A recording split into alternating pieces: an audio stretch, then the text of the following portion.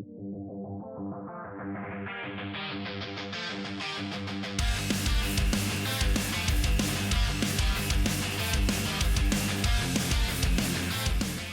guys, welcome back to Megadepth.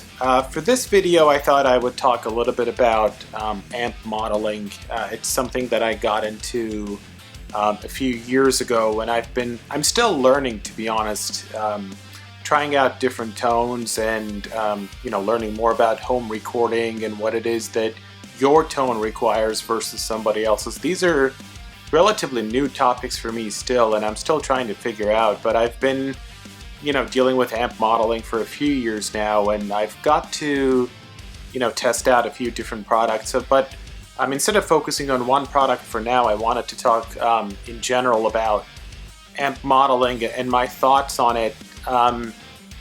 The thing is, I find the whole debate about, oh, you should get a real amp, or you should get amp modeling, this or that. I find that whole debate really silly. I think at the end of the day, whatever is good for you, do that. There's really no point in debating what's better, because better is incredibly subjective. It's going to change from person to person. There are some people who combine, some of those amp modeling tools like the XFX or Line 6 Helix with their amps and use it that way. I don't do it that way, but there you go. There are some people who do that. So if you're one of those people who's thinking, amp modeling is crap, it's all about the real amps, more power to you. But just remember that tone is subjective, and there are certain things that work better for different people. For me, I had a tube amp, a combo Marshall amp that had that was like a tube amp, and it was a pretty good one, except what I realized over time is that even though I did everything by the book and I took great care of it, I basically followed whatever Marshall recommends or whatever people end up recommending for tube amps, but I still had to change the tubes quite a bit, and it got really frustrating for me, and it becomes really expensive. I know some of these amp modeling tools are also expensive, but you got to realize good gear is costly in general. So even if you have a tube amp, chances are if you want to get one of the higher end ones that costs a lot of money, and at the end of the day you will need to change the tubes in that one way or the other. And so from a cost perspective, that argument doesn't make a lot of sense to me, because everything ends up being costly, unfortunately, if you go for a certain type of gear. Like I said though, if the tube amp is what's best for you, you should go for that. I just think that when it comes to tone, I don't really buy that debate, you know what I mean? It doesn't even sound like a legitimate debate to me, because whatever is going to be better is going to change from person to person. So for me, I love amp modeling. Like I said, I've been dealing with that for a few years now, and I've really benefited from it, and I really love it. So I keep on going at it. I sold my combo amp. Now I have a couple of FR speakers that I use with various amp modeling tools, and those seem to get the job done. My first introduction to amp modeling, actually I'm not even sure if that's technically an amp modeler or not, but I had a Boss GT10 years ago. To be honest with you, at the time I didn't really know what I was doing. I bought that product because I knew the Boss brand name, and I figured, a pedal that looks that big will probably give me everything I need. I can't really do an honest review of it because I don't think that I necessarily used it to its full capacity. All I can say is that I had it at one point, but I don't really consider that as my introduction to amp modeling. I used it mostly for the effects. And like I said, I don't even know if Boss GT10 is technically an amp modeler or not. I'm not really interested in the technical definition of that. But I did have that product, so I got a little bit of a taste of variety that comes with one product. Some people love to build a pedal board. I like it a little bit simpler. I want to be able to access multiple things with one thing, and Boss GT10 was that for me. But I sold it, and I got a Line 6 Pot HD Pro. This was maybe, oh god, I don't even know how many years ago. I didn't really know what it did at the beginning, but slowly I started learning what it could do because I started getting into home recording. And at the time, I didn't like the Pod HD Pro because I had the rack unit and I kept looking at it, and it didn't seem easy to me to create a patch, only then to realize that it actually comes with a software, which makes it, really easy to create new tones. And once I started doing that and I realized all the possibilities that were there, I was really happy with it. Obviously now that a new generation of amp modelers have come out, the Pod HD Pro, the technology that was used for that one is a little outdated, but that doesn't mean it's a bad product. I actually recorded a couple of songs with that are probably still up on SoundCloud. I probably didn't use it to its full capacity. That was the product where I was learning amp modeling and what it could do, but that was my introduction. Because then I knew what the product was supposed to do, and I actually did start creating my own patches, played around with the different things, try to change a few variables here and there and see what it got me. And once I got a taste for that, and I started recording with it, and I invested in some good monitors for home recording, I was like, this is great. Like, this is exactly what I need. And a few years later, because I was happy with Line 6, I was very interested when the company came out with the Helix. I was in the market for a new amp modeler, and at the time I considered the Kemper, the XFX2, 3 wasn't out yet, and the Line 6 Helix. In the end, I chose Helix. Again, when it comes to these products, the other debate that I find silly, one debate I find silly is what I said at the beginning, the, amp modelers are better or tube amps are better. That doesn't make any sense. Whatever's better for you, go do that. But the other debate that's kind of silly is, Kemper's better, Helix is better, XFX is better. And the reason why it's silly is that when you get to a certain price point with these products, you got to remember all of them are excellent products. And what you choose and what might be better for you will depend on what you're looking for. So when I was in the market and, Kemper was out there, Helix was out there, and the XFX2 was out there, I chose the Helix because I watched a lot of reviews and demos on YouTube, and I realized that Kemper is a different product altogether. Everybody says it's a great profiler, but I wanted amp modeling. I wasn't really going for a profiler. And when I looked at the XFX2 versus the Helix, it looked like Helix's user interface was better.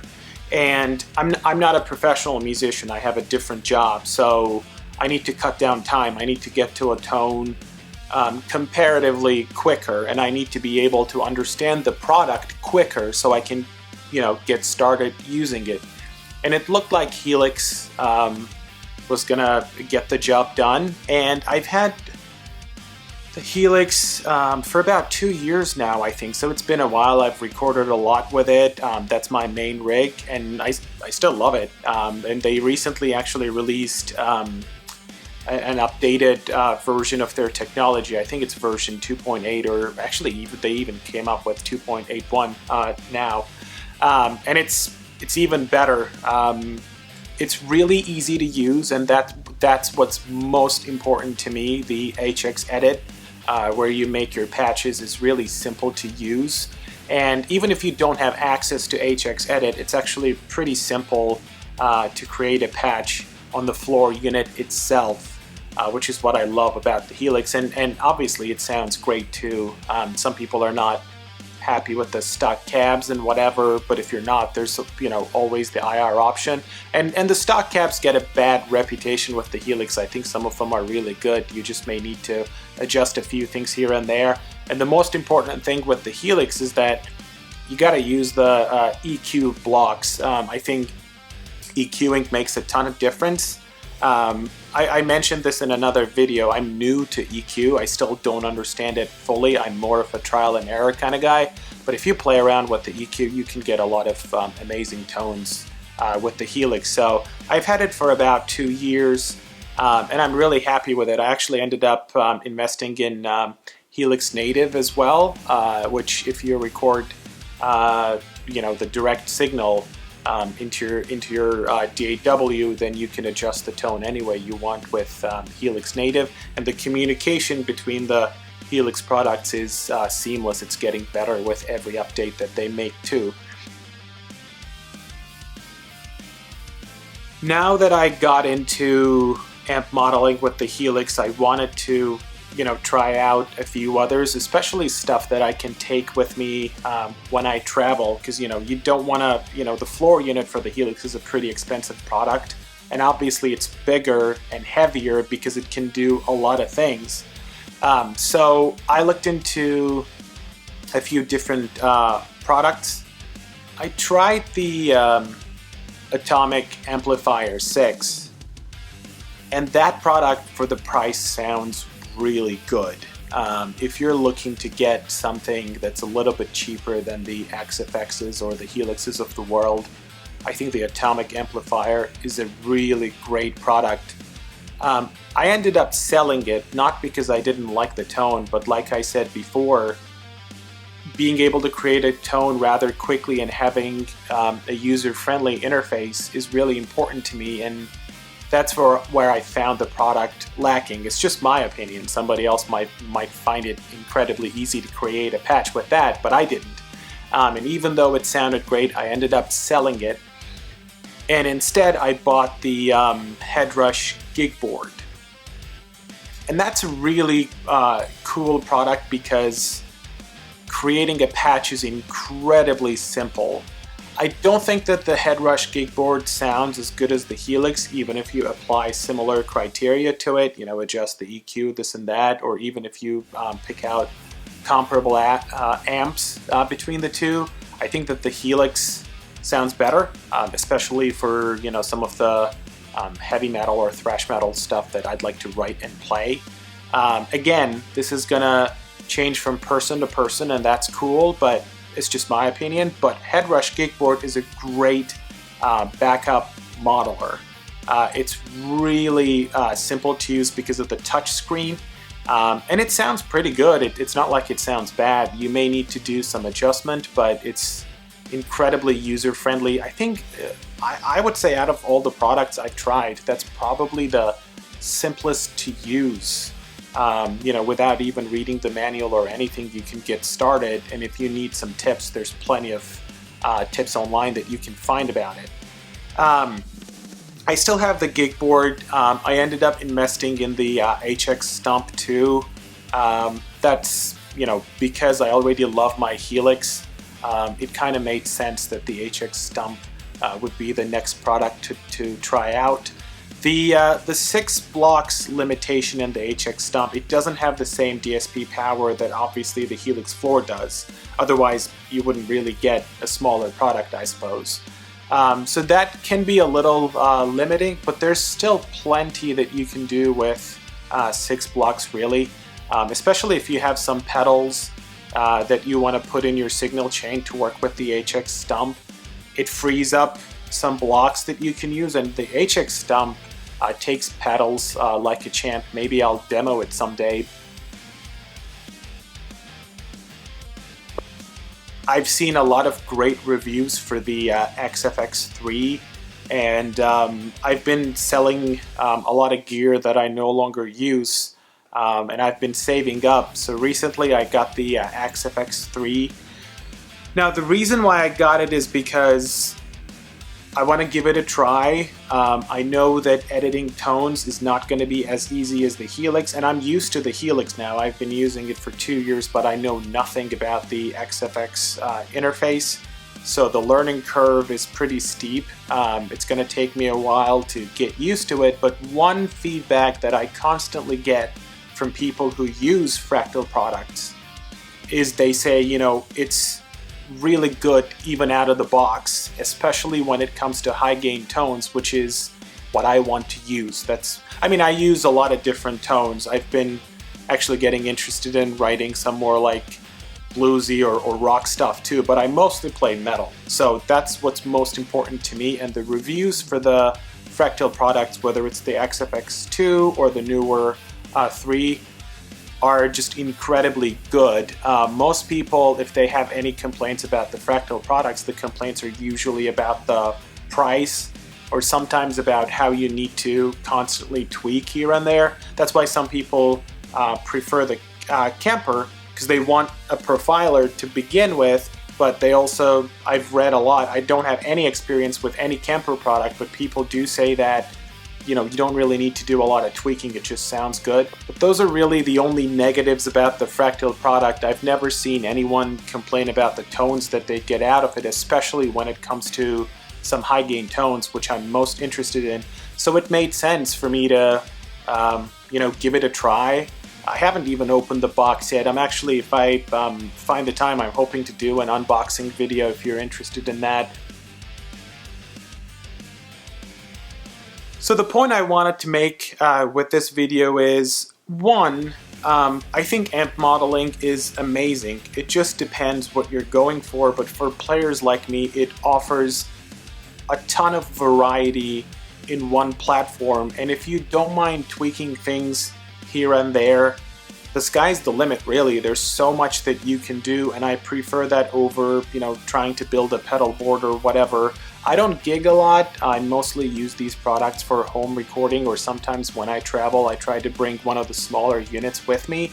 But the variety is incredible, and the technology has gotten so good that you get really great results. Like I said, if the tube amp thing is your thing, by all means go for it, but for me the amp modelers work.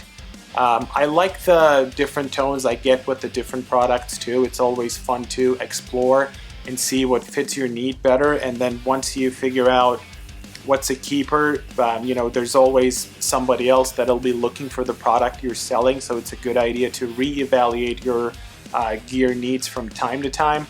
But for me, amp modeling makes perfect sense. Some people compare these products, the Helix, the XFX, or the Kemper, based on how close they sound to an amp that they're profiling or they're modeling, right? You always hear this, you know, does the Helix do the, you know, Mesa Boogie blah blah better than the you know, XFX or Kemper? That I understand. If you're going for an exact replica of an amp that you really love, I completely understand that argument. And for those people, Kemper seems to be the best option. Again, I don't have an experience with the Kemper, but because it's a profiler, that seems to be the best option. Although I believe XFX can also profile some sounds, although don't quote me on that, I haven't really used the product yet. For me, it doesn't really matter if a certain amp is identical to what it's being modeled after. Obviously, if a company claims that they modeled something, you would expect it to be at least close. But for me, at the end of the day, I'm looking to create my tone. Something that appeals to me, something that sounds good to me, something that works with the overall mix when I'm recording at home. That's what matters to me. So if a product can do that, and let's say that I'm playing around with different amp blocks, and I play around with different overdrive or booster pedals and EQ and this and that, and at the end of the day I say, good, this is the tone for this song I'm working on, and I'm gonna go with that. That's what matters to me. I don't spend a lot of time, you know, trying to figure out whether the tone is identical to what it's being modeled after. Again, if the company is advertising in a manner that they say this is the amp that we modeled after, it is important that they get at least close, because, you know, that the communication from the company matters. If they're making a claim, they should be able to back it up. But at the end of the day, you know, if it doesn't sound exactly the same, I don't really fault the companies for it, because at the end of the day, I care about the tone that I get. I care about how quickly I can create a patch, I care about how quickly I can make adjustments to the tones I need, and I care about how reliable the product is, how long I can use it, because these are I see these as investments because instead of buying a pedal here and there, you're putting your money to something expensive, so you would expect it to be durable, something that lasts long. So those are the things that I care about, but I don't really care if the amp sounds identical, like 100% identical to what it's being modeled after. So there you go. Hope this has been helpful to you. There's a lot of great products out there, and sometimes it's really hard to choose. But I think at the end of the day, YouTube is your best friend. Take a look at some of the demos other people have done, and I'm gonna try to demo a few things here and there myself. I'm getting used to demoing stuff. I'm still new to like recording videos and demoing stuff, so I'm learning a lot more. So I'm gonna do my best to demo some of these products I talked about. But there's already great stuff out there. If you can't get a good tone out of a Helix or an XFX or a Kemper, I think at the end of the day, it just might mean that you may need to learn more about the product and you may need to spend a little more time with it, because these products are all good. They can all create great tones, whatever kind of tone you're looking for. So if you're still not satisfied, my advice would be to be a little more patient. Go through YouTube tutorials. There's a lot of great material out there, and spend some time just doing trial and error. Tweak a few things and see if you like it. That's my favorite way to learn about a product. And if along the way you break a few things or two, like, that's fine. You can always create a new patch and start anew, but that's the best way to learn. So be patient and spend more time with your products, and I'm sure they'll produce something great for you. That's it from me today. Those are my thoughts on amp modeling. Again, at the end of the day, don't spend your time arguing with people over what product is best. It just depends on the person. So just figure out what you like, figure out what are your needs and what best suits your needs, and look at a lot of YouTube tutorials, a lot of articles, and make your choice that way. Thanks for checking out Megadepth. Please subscribe if you don't want to miss out on new content coming soon. You can also join Megadepth on Facebook, Instagram, and Twitter. I'll see you on the next video. Thank you.